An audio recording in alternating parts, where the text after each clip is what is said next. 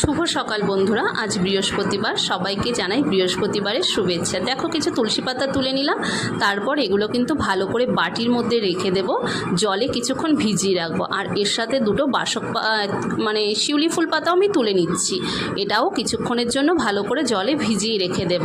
তারপর ভালো করে ধুয়ে নিয়ে আমি কিন্তু এগুলো, যেটা নাকি হামল দিস্তা আমাদের সাধারণত সবার ঘরেই থাকে, সেটার মধ্যে নিয়ে আর এর সাথে এক টুকরো আদা নিয়ে নিলাম। নিয়ে ভালো করে কিন্তু এর থেকে এইরকমভাবে আমরা রসটা বার করে নেব। রসটা বার করে নেওয়ার পর কিন্তু আমি কাপে ঢেলে নেব। কাপে ঢেলে এর সাথে কিছুটা মধুও অ্যাড করে নেব।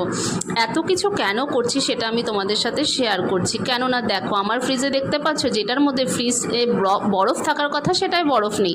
বরফ কিন্তু আলাদাভাবে রয়েছে। দেখো, যার ঘরে নাকি এই রকম বরফ জমাবে কোনো বাচ্চা, তার ঘরে তো সর্দি কাশি লেগেই থাকবে। সেটাই হয়েছে আমার সাথে।